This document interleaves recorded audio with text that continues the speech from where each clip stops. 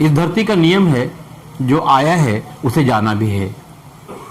आज आतंक फैलाकर ये चले जाएंगे और कल का जो भारत है इनका भी परिवार होगा, सभी का परिवार होगा।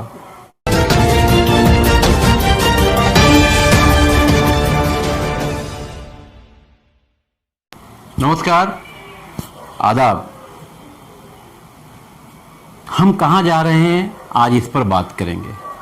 हम मतलब हिंदू, मुस्लिम, सिख, ईसाई, बौद्ध अपने ही देश में, जिसे पूरी दुनिया भारत के नाम से जानती है, हिंदुस्तान के नाम से जानती है, इंडिया के नाम से जानती है, हम कहाँ जा रहे हैं। फिलहाल हमारी गोदी मीडिया की नज़र सिर्फ तालिबान पर है।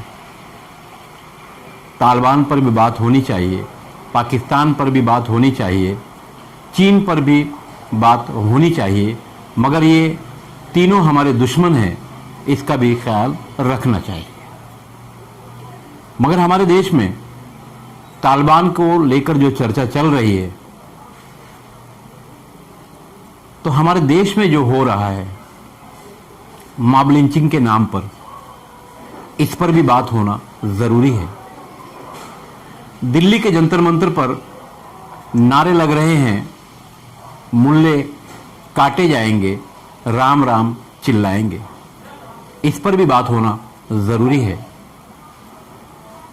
धर्म की आड़ में कुछ भगवाधारी देश में एक अलग ही काम शुरू कर चुके हैं और उनका टारगेट भारत में रहने वाले सिर्फ और सिर्फ मुसलमान हैं और उसके बाद ईसाई हैं। कहीं कहीं देखने में आता दलित भी हैं। 25-50 लोग या 10-20 लोग एक जगह जमा होकर एक समुदाय विशेष के एक व्यक्ति के ऊपर हमलावर हो जाते हैं, उसको मारते हैं, पीटते हैं, यहाँ तक कि जान भी कभी कभी चली जाती है। हिंदू धर्म की ठेकेदारी करने वाले चंद लोग पूरे देश में आतंकवाद जैसी घटना तो नहीं, मगर आतंक फैलाने का जो काम कर रहे हैं, तो ये आज हैं। और ख़ास बात यह है कि जितने लोग इस तरह का आतंक फैलाने की कोशिश भारत में कर रहे हैं, सब 50 साल के ज़्यादा ही उनकी उम्र हो चुकी है। इस धरती का नियम है, जो आया है उसे जाना भी है। आज आतंक फैलाकर ये चले जाएंगे और कल का जो भारत है इनका भी परिवार होगा, सभी का परिवार होगा। तो ये आग जो लगाकर ये दुनिया से जाएंगे, उसका अंजाम कहीं ना कहीं आपका परिवार, हम सब का परिवार उसका सामना करेगा। ज़रूरत है, चाहे किसी भी धर्म का हो, अगर भारत में रहकर भारत के तोड़ने की बात करता है, भारत की एकता और अखंडता तोड़ने की या ख़त्म करने की बात करता है, तो तत्काल कार्रवाई करनी चाहिए। मगर कार्रवाई करेगा कौन? जो लोग सत्ता में बैठे हैं वो लोग तो यही चाहते ही हैं कि हिंदू, मुस्लिम, सिख, ईसाई, बौद्ध सब लड़ते रहें और हम अपना काम करते रहें। और यही काम अंग्रेज़ों ने भी भारत पर कब्जा करने के बाद किया, और वही काम उन्हीं के नक्शे कदम पर अब हमारे चंद लोग चल रहे हैं। हालांकि इन्हें दबाने के लिए सभी धर्मों से आवाज़ उठ रही है कि इन्हें दबाया जाए। ये लोग हिंदू धर्म के ठेकेदार नहीं हैं, या किसी भी धर्म के लोग ठेकेदार नहीं हैं, मगर इस तरह की घटना हो रही है। मध्य प्रदेश की घटना सबको याद होगा, अभी अभी हुई है। चूड़ी बेचने वाले के ऊपर जो जुल्म हुआ वो पूरी दुनिया ने देखा, और यही हाल है।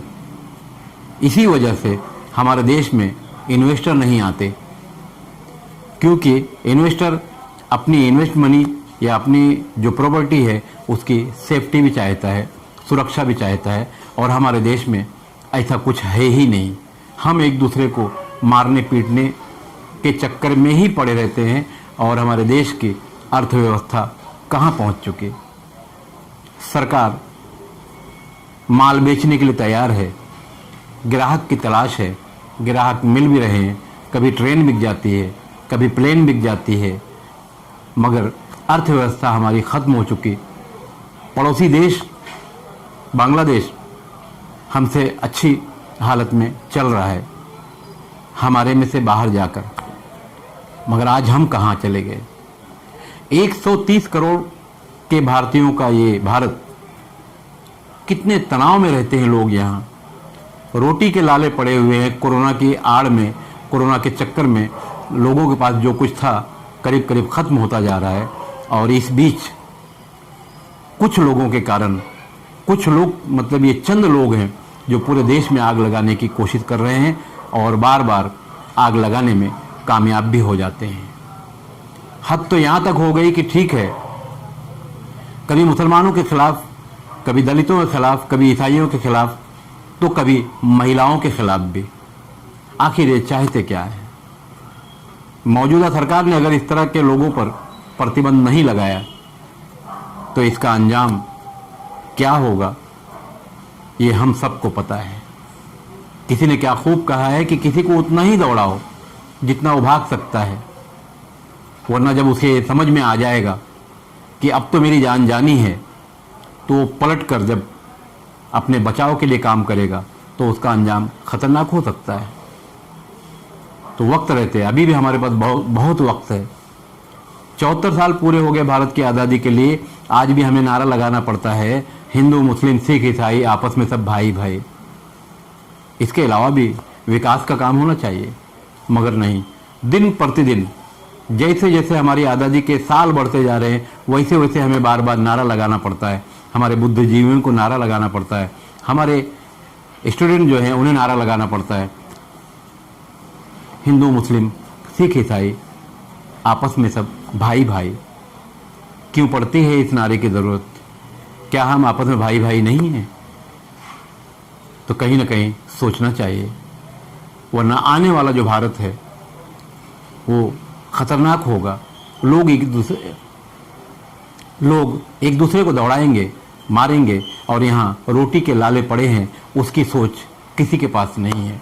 मैं खान फखर आलम। नंबर स्क्रीन पर।